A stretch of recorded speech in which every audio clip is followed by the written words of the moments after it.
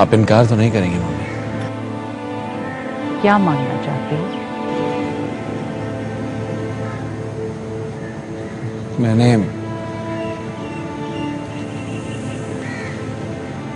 मैंने शादी कर लिया मम्मी।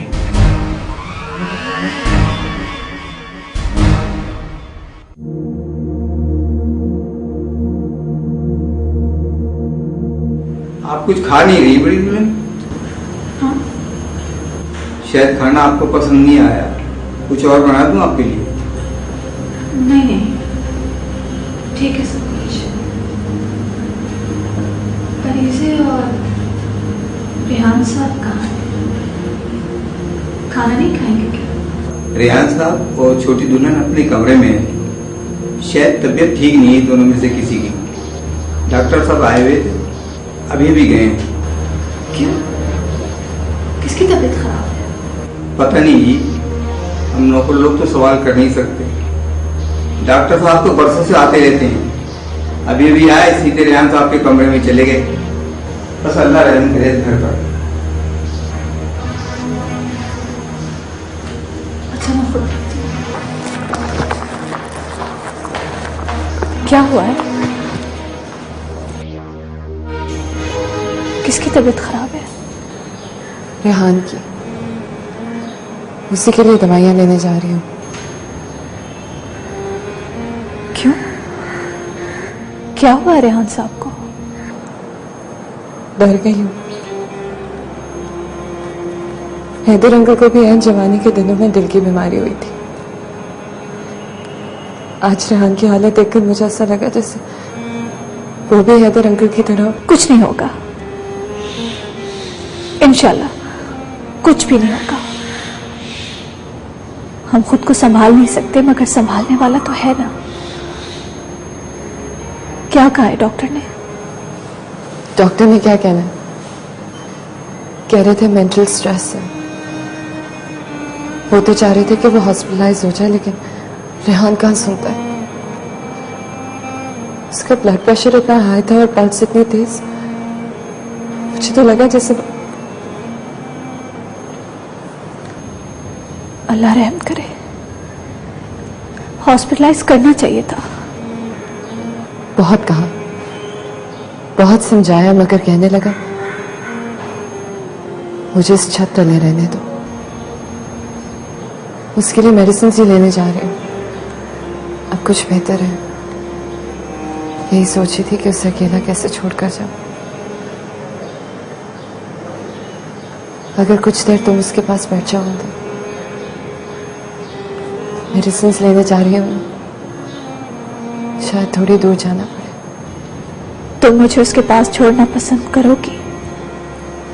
टूटी हुई कश्ती में बैठे हुए लोगों को एक दूसरे पर भरोसा करना पड़ता है। मैं उस टूटी हुई कश्ती में वो मुसाफिर हूं परी से, जो अपने हम सफर मुसाफिरों को किनारे तक पहुंचाना चाहता है। जानती हूं हम दो मुसाफिर उस टूटी हुई कश्ती पर उसी सहारे की वजह से सवार हैं, वरना खौफ से कब के गहरे पानियों में कूद चुके होते। मैं दवाइयां लेकर आती हूँ।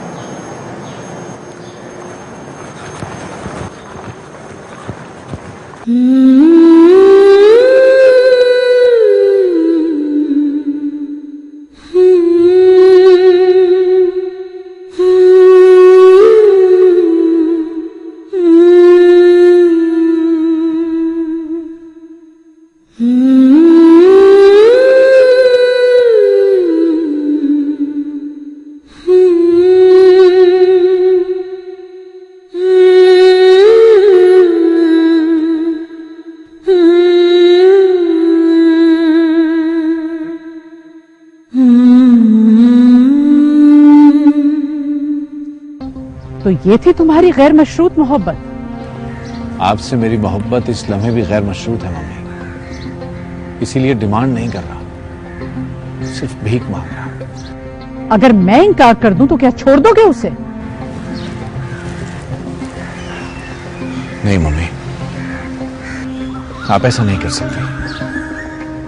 आप ऐसा कहने से पहले एक दफा, सिर्फ एक दफा उसे जरूर देख लीजिए। मम्मी वो बहुत चाहे जाने के काबिल है, हालांकि वो मोहब्बत मांगती नहीं है। और वो गैर मशरूत मोहब्बत मम्मी जिसकी आप बात करती हैं, एक दफा उससे मिलकर देख लीजिए किस तरह दोनों हाथों से लुटाती फिरती है वो गैर मशरूत मोहब्बत दूसरों पर। मुझे खुश फहमी थी मम्मी कि मैंने उसे पनाह दी है, मैंने उसे जमाने के जुल्म सितम से बचा लिया है। मैं उसे उस खुदा की पनाह में ले आया हूं जिसे हम मानते हैं। जिस लम्हे वो मेरी जिंदगी में आई मम्मी, मुझे लगा कि पनाह तो उसने मुझे दी है, जिंदगी के तपते सहरा से खींचकर मुझे अपनी छांव में ले लिया है, जैसे मुझे मेरे खुदा के करीब ले जाके खड़ा कर दिया कि या खुदा ये है तेरा बंदा, ये है तेरा बंदा सिफात, जिसे ना मोहब्बत करनी आती है ना जीना, बस तू इसे कबूल कर ले। और मम्मी मुझे लगा कि मेरे खुदा ने मुझे कबूल कर लिया। मेरे सामने मुसलमान हुई है वो, मेरे सामने मिस्टर असफहानी ने उसे कलमा याद कराया है। मम्मी प्लीज आप एक दफा उससे मिल लें, आप एक दफा उससे मिलेंगी, आपको लगेगा जैसे वो कोई फरिश्ता है, एक ऐसा फरिश्ता जिसकी ना कोई ख्वाहिश है, ना तमन्ना और ना कोई शर्त। मम्मी आपको भी ऐसा ही लगेगा, आपको भी ऐसा ही लगेगा जैसे वो फरिश्ते की तरह अभी अपने पर फैलाएगी और हमें अपनी छांव में ले लेगी। मम्मी प्लीज सिर्फ एक दफा मेरी खातिर मम्मी आप उससे मिल तो लीजिए। आज से समझो मेरे और तुम्हारे बीच का ताल्लुक खत्म हुआ। अगर मेरी मोहब्बत को इसी तरह इस्तेमाल करना था तो आते ही मुझे खबर दे दी होती। इस तरह मेरी मोहब्बत से खेलने के बाद जिस तरह आज तुम अपना असल मकसद लेके बैठे हो, मेरा दिल उस लड़की को तो क्या, तुम्हें भी कबूल करने से इनकार कर रहा है। मैं अपने कमरे में सोने जा रही हूं, मुझे डिस्टर्ब मत करना।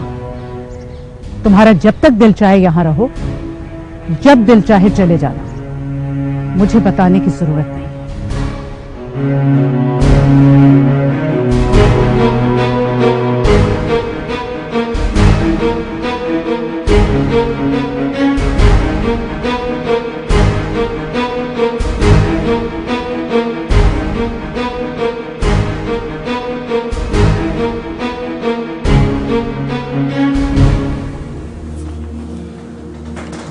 क्या कर रहे हैं आप?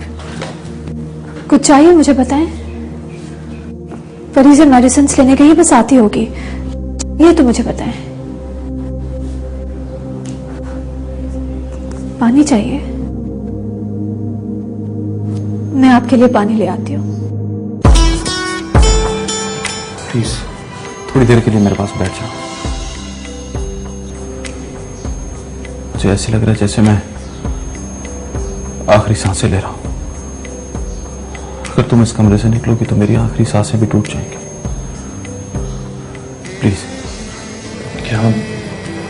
यहाँ मेरे पास बैठ जाओ, प्लीज प्लीज बैठ जाओ।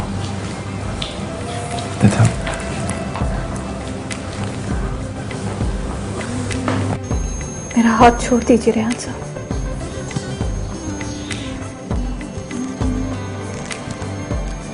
Thank you. मैं बैठ तो गई हूं आपके पास, मगर आप ऐसा कुछ नहीं कहेंगे जिसका संबंध आपके और मेरे अतीत से हो। मुझे सिर्फ ये इत्मीनान दे दो, तुम भाई के सिर्फ दोस्त हो, बीवी नहीं। मेरा और सिफात साहब का निकाह हो चुका है। ठीक है, हम अभी पति पत्नी की सी जिंदगी नहीं गुजार रहे, मैं उनसे अलग होकर रह रही हूँ और शायद इसी वजह से आपको ऐसा लग रहा है कि उनका और मेरा कोई बंधन नहीं है। तो क्यों किया तुमने ऐसा?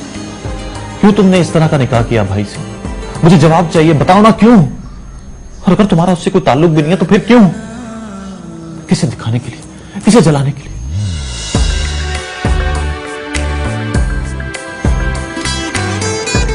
मेरा हाथ छोड़ दें प्लीज।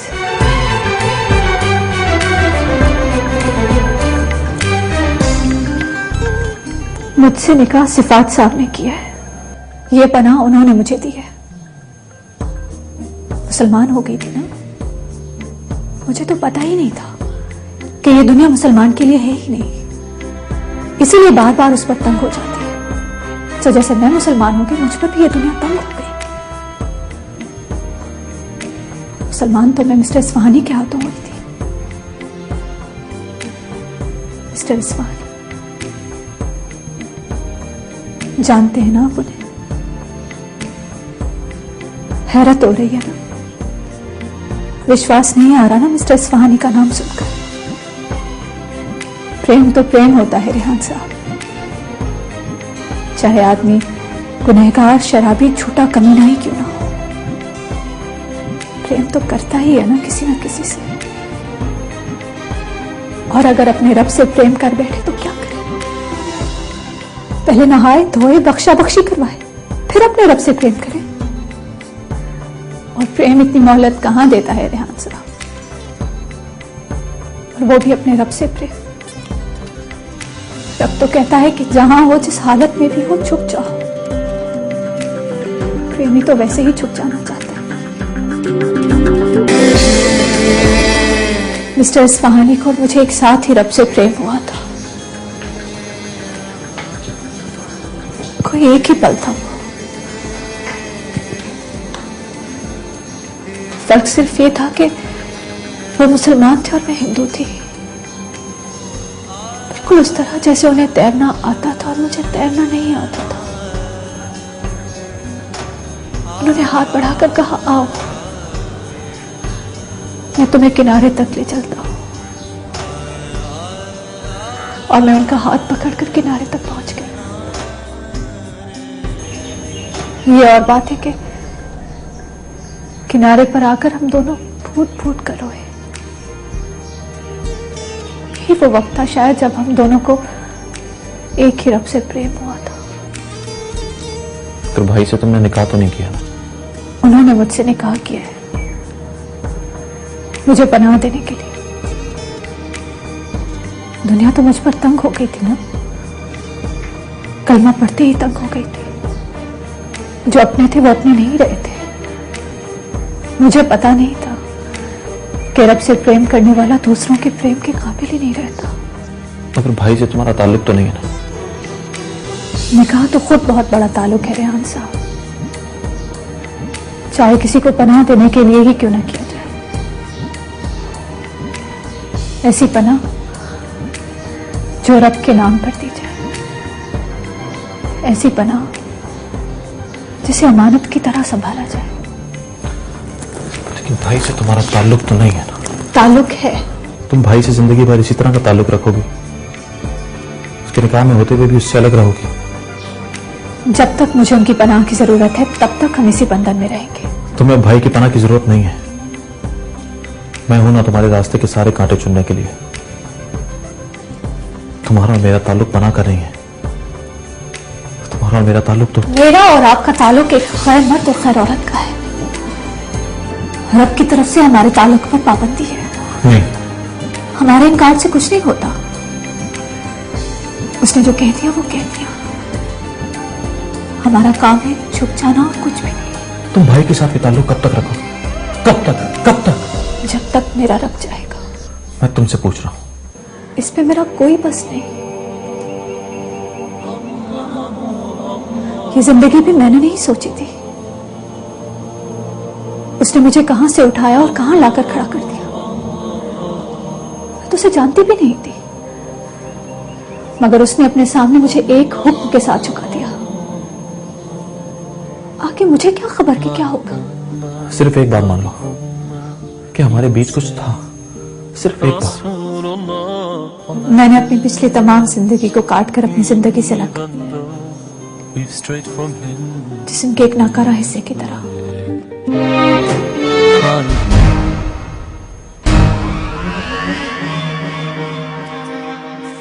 तुम आ गई।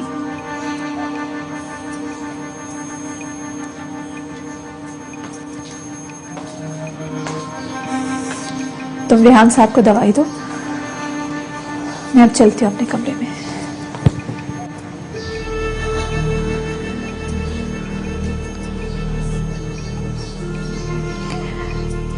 जो काम हमसे नहीं संभाले जाते उन्हें अपने रब के हवाले कर दो,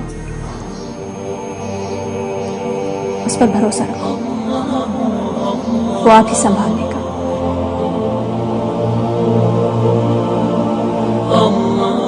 भरोसा रखो।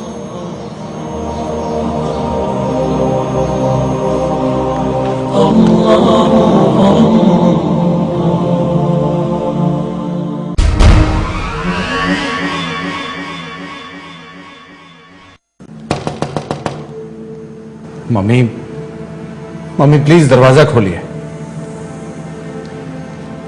मम्मी मैं सचमुच आपके दरवाजे से खाली हाथ जाना नहीं चाहता। मैं सचमुच भीख चाहता हूं, एक मुरीद की तरह। प्लीज मम्मी, प्लीज दरवाजा खोलिए। उससे सिर्फ एक बार मिल लीजिए, सिर्फ एक बार। मुझे हसरत तो नहीं रहेगी कि काश मैं उसे आपके सामने ले आता। मैं ये सोच सोच कर सारी जिंदगी बेचैन नहीं रहूंगा मम्मी कि काश आप उससे मिल लेती, उसे मेरे लिए कबूल कर लेती। शायद आपका दिल उसके लिए पिघल जाता, शायद मेरा ये ख्वाब भी पूरा हो जाता कि मैं, वो, आप, रेहान और परी से एक छत तले रहे। मम्मी प्लीज, प्लीज मम्मी दरवाजा खोलिए। मैं वापस चला जाऊं मम्मी, मैं वापस चला जाऊंगा मम्मी, हमेशा हमेशा के लिए, कभी वापस ना आने के लिए। आप जिंदगी भर मेरी शक्ल देखने को तरस जाएंगी मम्मी। प्लीज मम्मी दरवाजा खोलिए। आज अगर आपने दरवाजा ना खोला मम्मी तो बहुत देर हो जाएगी। आपके मेरे बीच का ताल्लुक फासलों में तब्दील हो जाएगा, जिन्हें सारी जिंदगी ना आप पार कर सकेंगी ना मैं। प्लीज मम्मी, प्लीज दरवाजा खोलिए। अगर मेरा और तुम्हारा ताल्लुक उस इंडियन लड़की को कबूल करने से मशरूत है तो तुम जा सकते हो, मुझे कोई अफसोस नहीं होगा, और ना ही जिंदगी की किसी स्टेज पे मैं तुम्हें तलाश करने की कोशिश करूंगी।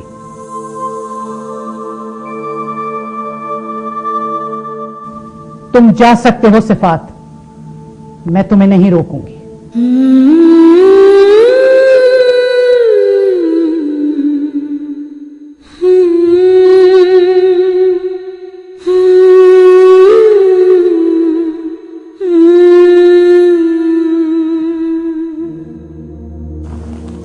कोई है? भाई मैं वापस आ गया हूं, कोई है?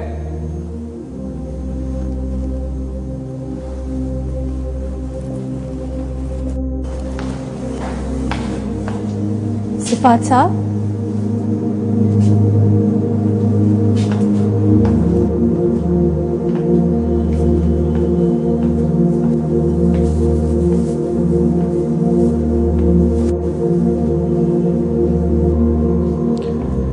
क्या हुआ? मम्मी ने इनकार कर दिया मुझे कबूल करने से।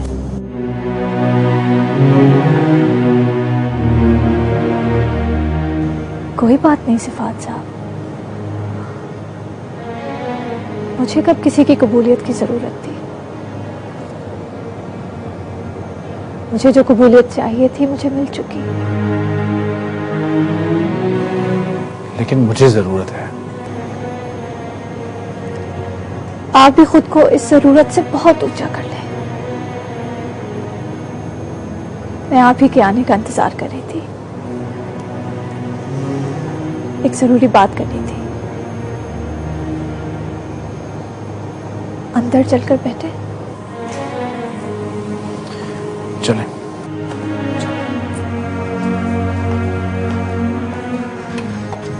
आइए।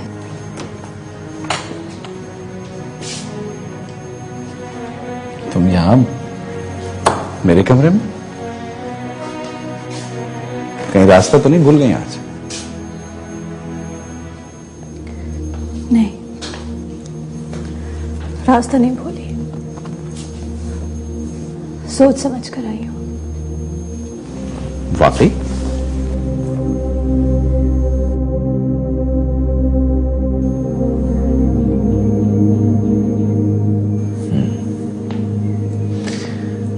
वाकई तुम सोच समझ के मेरे कमरे में आई हो।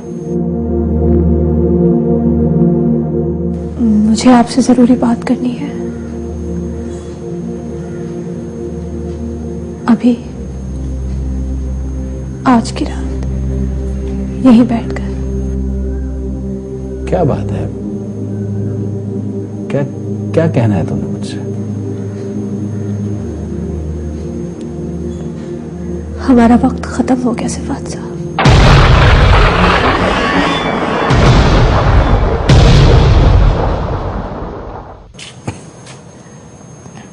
हॉस्पिटल चलते हैं रेहान। ये बार बार ब्लड प्रेशर इतना हाई होना ठीक नहीं है। डॉक्टर ने भी यही कहा था कि कुछ भी हो सकता है।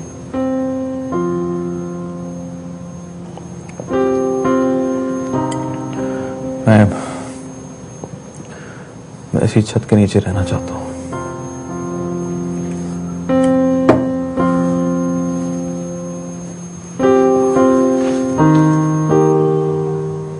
जिस छत तले मधु रहती है उसी छत तले रहना चाहते हो।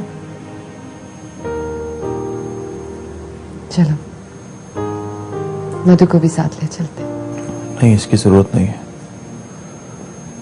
मैं बस अपने घर की छत तले सांस लेना चाहता हूं।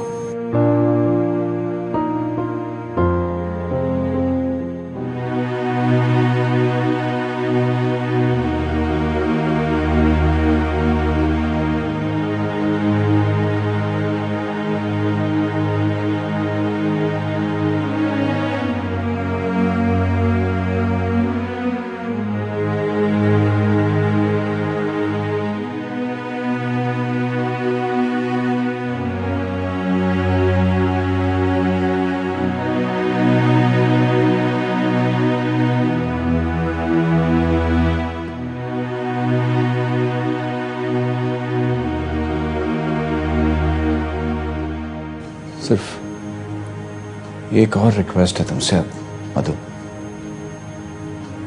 एक बार, सिर्फ एक बार मधु, एक बार और गौर कर लो। हो सकता है जब तुम दोबारा सोचो तो तुम्हारा दिल अपना फैसला बदल दे। ऐसा कैसे सोच लिया आपने सिफात साहब? जिस वक्त तुमने उस वक्त मैं तुम्हारे सामने नहीं था, लेकिन अब मैं तुम्हारे सामने हूं। एक बार सोचने से शायद मुझे देखकर तुम अपना फैसला बदल लो। उस वक्त भी आप मेरे सामने थे, आज भी अगर एक पल के लिए भी आप मेरी नजरों से हट जाएं, तो भी मेरे सामने इसी तरह होंगे जिस तरह इस वक्त मेरे सामने बैठे हैं, और शायद जीवन भर रहेंगे।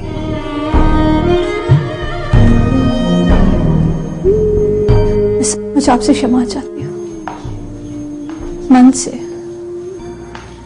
मन की गहराइयों से। हालांकि मन ये भी कह रहा है कि आप मुझे कभी भी माफ ना करें, कभी भी नहीं। मेरा कोई अधिकार ही नहीं बनता माफी पर, मगर फिर भी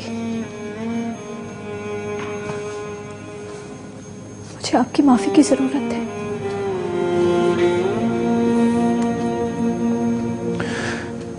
कितना वक्त दे सकती हो मुझे? कल का दिन। सिर्फ कल का दिन? आपको कितना वक्त चाहिए?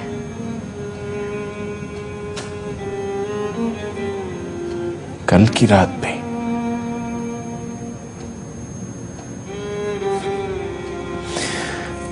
बहुत ज्यादा लग रहा है ना ये वक्त? नहीं, बात ये नहीं है कि वक्त ज्यादा है या कम। बात यह है सिफात साहब के वक्त भारी बहुत है, इसका बोझ उठाया नहीं जाता। हर कदम डरती रहती हूँ कहीं किसी पल गिर न जाऊं। जितना संभालने की कोशिश करती हूँ उतना ही इस बोझ की वजह से डगमगाती रहती हूँ। मैं बोझ बन गया हूं ना तुम्हारे लिए? नहीं नहीं, बोझ नहीं हो सकते। बोझ तो आपने उठाया है मेरा। मैं तो आपके सहारे चल रही हूं। अगर आप ना होते तो पता नहीं मैं कहां होती। किसी गहरी खाई में गिरी हुई होती, पाताल की गहराइयों में दबी हुई होती। मेरी मोहब्बत को एहसान मत समझो प्लीज।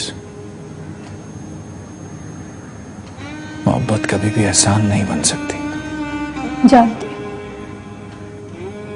मगर अपने मोहसिन से तो मोहब्बत की जा सकती है ना। मुझे सिर्फ अपना मोहसिन समझती हो।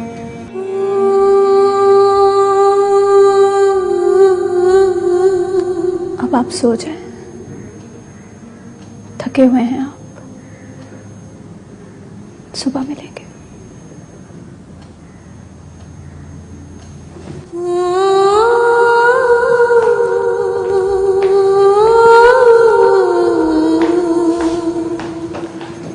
मधु,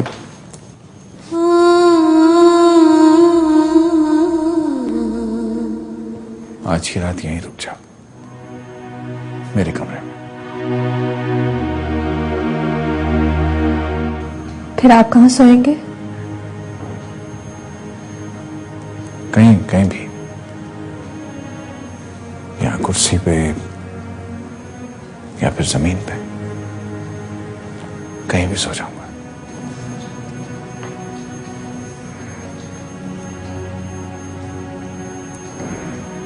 ठीक है।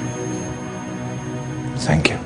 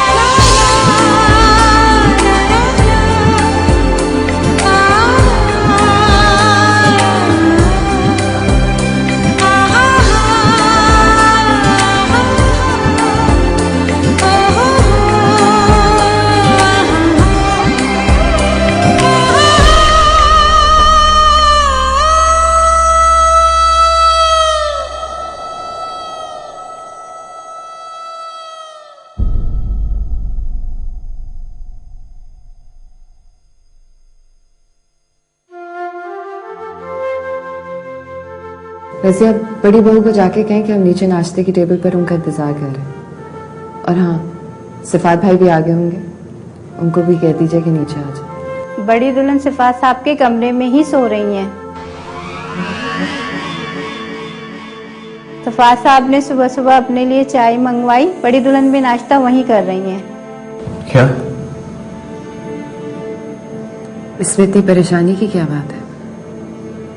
हर बीवी अपने शौहर के ही कमरे में होती है। मियाँ बीवी के बहुत उलझे हुए मामलात होते हैं। हम भी तो चंद दिन के लिए अलग अलग कमरों में थे। वो सिफात भाई की बीवी बन चुकी है अब रेहान। ये कितना भी अजीब इत्तेफाक क्यों ना हो, मगर ये हकीकत है और इससे अब तुम मान लो। सिफात भाई की बीवी की हैसियत से वो तुम्हारे लिए बहुत बहुत काबिल एहतराम होनी चाहिए। वो सिफात भाई की बीवी नहीं है। वो सिफात भाई की बीवी ही है। सिफात भाई मलिका आंटी से इजाजत लेने गए थे, इसलिए खुद से दूर रखा हुआ था कुछ दिनों के लिए, शायद कि जब मलिका आंटी कबूल कर लें तभी अपनी जिंदगी शुरू करें। जानते हो ना, अगर मलिका आंटी ने एतराज कर दिया तो दोनों यूं ही लटकते रह जाएंगे, जैसे हम कुछ दिनों के लिए भटकते रह गए थे। उन्होंने शायद मलिका आंटी से अपनी बात कबूल करवा ही ली है, तभी मधु सिफात भाई के कमरे में शिफ्ट हो गई है। और तुम्हें भी यह हकीकत एक्सेप्ट कर लेनी चाहिए।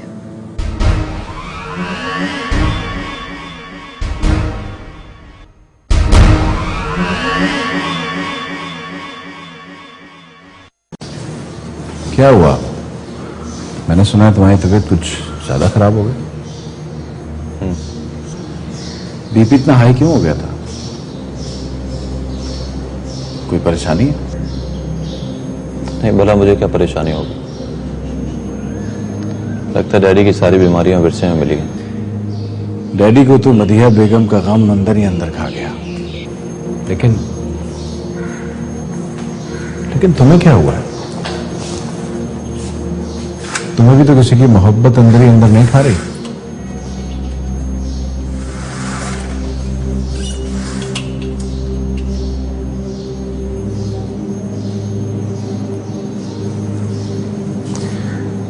भाई से भी छुपाओगे? अच्छा, प्रॉमिस, पर इसी को नहीं बताऊंगा। वो किसी और से मोहब्बत करने भी कहां देती है। शायद उसी की मोहब्बत का असर हो। मुझे बताओ क्या बात है, हो सकता है मैं कुछ कर सकूं। नाम बताओ सितम ज़रीफ का, मैं ही उसे पकड़ के लाके तुम्हारे सामने खड़ा कर देता हूं।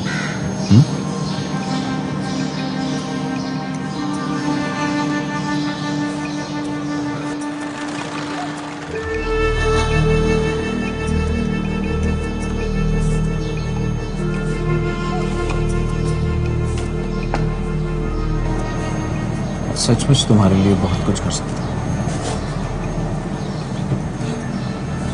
नहीं, ऐसी कोई बात नहीं है। मेरी जिंदगी में ऐसी कोई मोहब्बत नहीं है। मुझे भी कुछ पूछना है। पूछो। तुम्हारी मोहब्बत में भी तो कहीं जुदाई नहीं है। बीवी साथ साथ है, शायद मोहब्बत भी करती है तुमसे। फिर तुम्हारी आंखों में जुदाई जैसी बेचैनी क्यों है? अच्छा जी, तो हमारी बिल्ली हम ही को में आऊं, यानी उल्टा चोर कोतवाल को डांटे। सिफात साहब, आपने काम कर लिया, तैयारी कर ली आपने सिफात साहब? हाँ, मैं